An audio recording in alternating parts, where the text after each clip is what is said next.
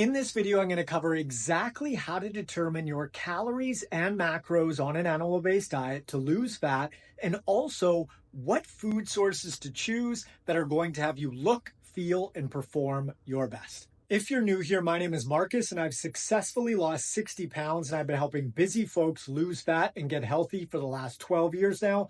Let's cover protein first. 1 gram per pound of body weight, or 1 gram per pound of ideal or goal body weight, is a great place to start. Favor meat, poultry, fish, seafood, eggs, and dairy if you digest it well. Moving on to carbs. Lean towards single ingredient whole food carb sources like fruit, potatoes, yams, squash, rice, honey, maple syrup, as well as select veggies as long as they sit well in your stomach. Whole food sources of carbohydrates are going to regulate your blood sugar more effectively than highly processed forms, and they're also going to keep you much more full for longer, which is key for fat loss. In terms of amounts, this is going to depend on your activity level. If you're on the more active end of the spectrum, 1 gram per pound of body weight is a solid place to start. If you're on the less active end of the spectrum, you can start somewhere closer to 0.5 grams per pound of body weight. And then if you're moderately active, just split the difference. Also, be sure to scale up and down according to how your body is responding on a daily and weekly basis. Let's talk about fat. A fair bit of your fat is going to come from your protein sources like beef, salmon, eggs, etc. However, some other healthy fat sources include avocado, coconut milk, coconut oil, butter, lard, ghee, tallow, as well as other fattier sources of dairy if you tolerate them, like cheese, cream, sour cream, etc. How much fat should you eat? A solid place to start is 1 gram per pound of body weight. Moving on to calories, your body weight times 15, give or take, is going to be your maintenance range, more or less. However, some folks are going to be a little higher than that, other folks are going to be a little lower than that, and so you just need to trial and error this for yourself.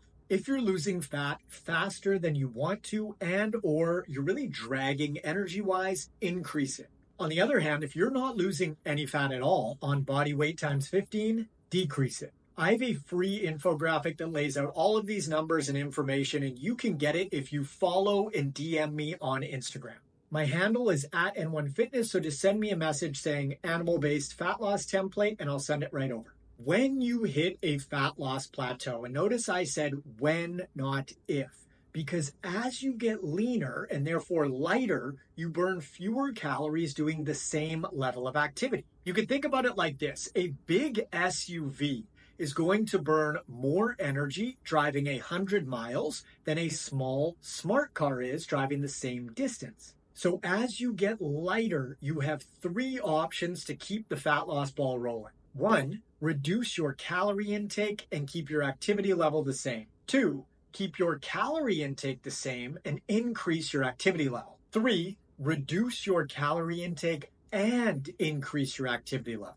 The third option will, of course, yield the fastest fat loss results because you are choosing to decrease your input and increase your output at the same time. In terms of tools to track your calories and macros, you can use something like MyFitnessPal or even Chronometer if you want to get more into the weeds as far as the nutrient breakdown of your diet. Having said all of that, some folks find that they don't need to track their calories or macros at all, especially at first, because an animal-based diet is so inherently satiating.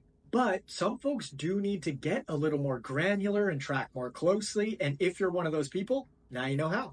Feel free to thumbs up and subscribe, and I'll catch you in the comments.